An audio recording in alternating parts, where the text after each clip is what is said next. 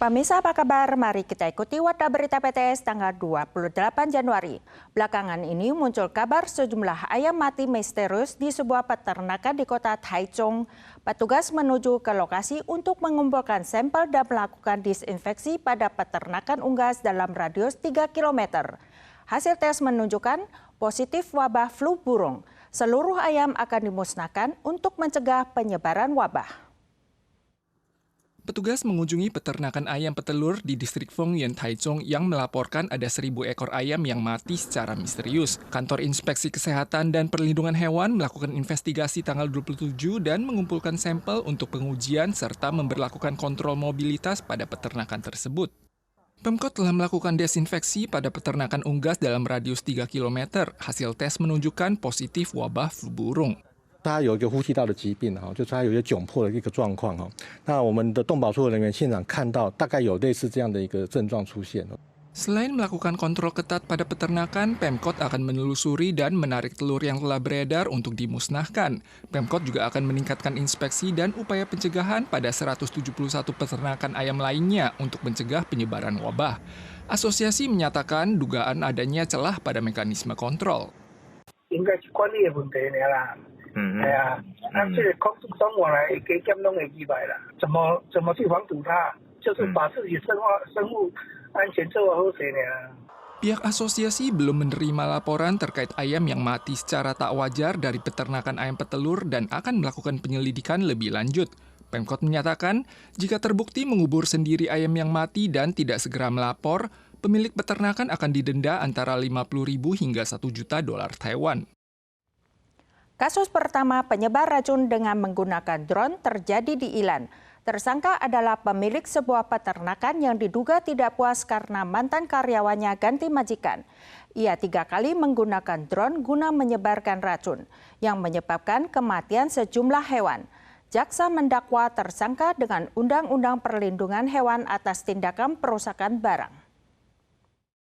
Kasus peracunan terjadi di sebuah taman hewan di Ilan pada bulan Juni tahun 2023. Diduga tidak puas karena mantan karyawan pindah majikan.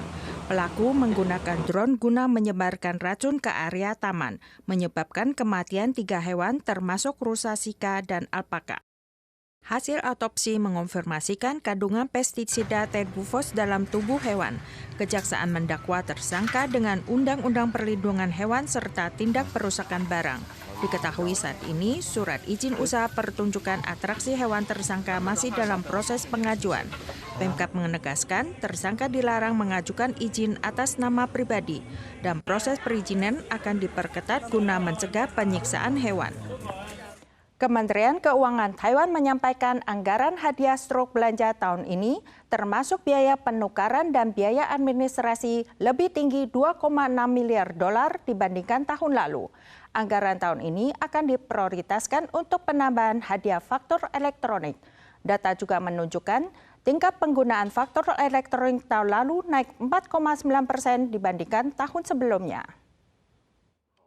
Memenangkan hadiah nomor struk belanja menjadi kegembiraan tersendiri bagi warga. Peluang memenangkan nomor tahun ini juga akan ditingkatkan.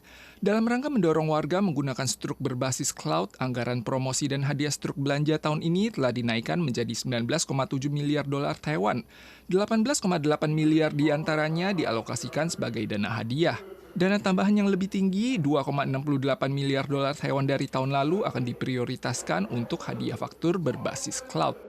Statistik menunjukkan jumlah faktur elektronik yang diterbitkan tahun lalu mencapai 6,3 miliar lembar dengan tingkat penggunaan 64,55%, naik 4,9% dibandingkan 59,65% pada tahun sebelumnya. Selain itu, jumlah pengguna yang mengunduh aplikasi penukaran hadiah faktur Kementerian Keuangan telah melampaui 7,43 juta orang. Namun ada legislator menilai, efektivitas promosi faktur elektronik tampaknya masih menunjukkan kesenjangan antara perkotaan dan pedesaan. 店家增购的这一些设备有没有办法我们去鼓励他？我们其实也有一些鼓励的一些措施哈，然后我们希望尤其是有一些商家可以使用云端发票，那我们都鼓励，然后国税局也会下乡去做辅导。Belakangan ini ada warga yang menerima email dengan pernyataan bahwa mereka telah memenangkan hadiah faktur belanja dan diminta mengklik tautan untuk mengisi data kartu kredit. Kementerian Keuangan memperingatkan bahwa ini adalah penipuan. Warga yang memenangkan hadiah faktur berbasis cloud tidak pernah diminta untuk mengisi nomor kartu kredit untuk memverifikasi identitas mereka. Guna mendorong penumpang memastikan jadwal lebih awal, Administrasi Penerbangan Sipil mengeluarkan amandemen baru regulasi pengembalian tiket. Biaya pembatalan dibagi menjadi 3 tahap berdasarkan waktu sebelum keberangkatan dengan potongan maksimal 30%. Peraturan ini mulai berlaku mulai hari buruh tanggal 1 Mei.